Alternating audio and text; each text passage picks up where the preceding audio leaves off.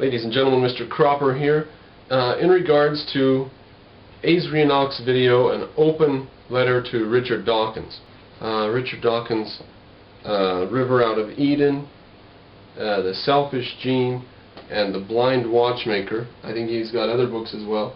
Those are the three best. The Blind Watchmaker, I have borrowed my copy away. It's the best one I've read of his. I love his books though. And Azrienoch attacks him for being polarizing or whatever, and for using science as an ideology or as a propaganda weapon in a war against religion. So let's look at this a bit. Azrienoch says, quote, Dawkins, you're just the same as all those people that you hate. You're an evangelical guru. End quote. So Azrienoch says that when Dawkins gets up and talks about the evil of Islam, for example, that's what set him off after all. I mean, he was just in favor of science and against superstition. And then this crap with Islam started, and he said, listen, religion's got to go. So when he gets up and talks about the evil of people forcing their beliefs on others and stuff, that Azrienoch sees as essentially the same, because he's just saying, I fervently believe in this. I fervently believe in science and rights and freedom and individualism and reason. That's not different, says Azrienoch, from the guy who says, I fervently believe in my right to kill you. I fervently believe that I should cut your head off and skin you alive. I fervently believe that you should be burned in eternal damnation. I fervently believe it is my right. I fervently believe God is behind me in this. And these men are the same. Now, one of them will offer you justifications. He will go until he's blue in the face, and he will write books justifying his position, and he won't ever force you to his side.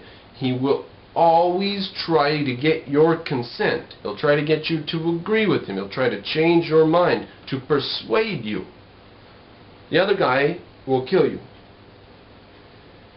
But they're both very fervent, aren't they, Azrienoch?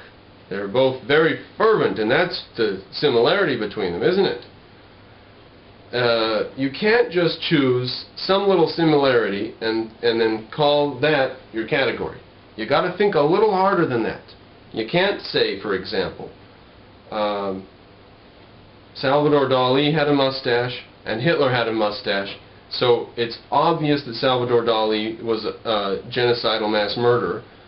We just need to uncover the evidence.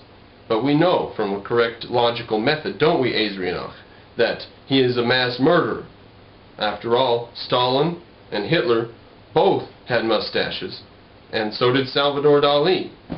Maybe the fact that it was curled and twisted and silly looking changes it.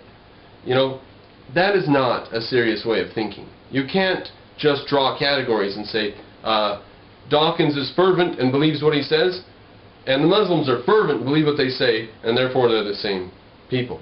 You've got to look at what they're saying and what they believe and whether their beliefs are true, not just their method of advocating it or their supposed stance on how fervently they believe it. It's Richard Dawkins.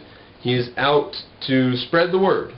He's out to warn people that you can't take this for granted.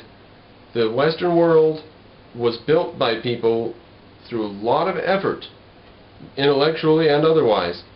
A lot of effort went into this civilization we live in. You can't take it for granted. They will take it. They will annihilate it. They will. Just give them a chance.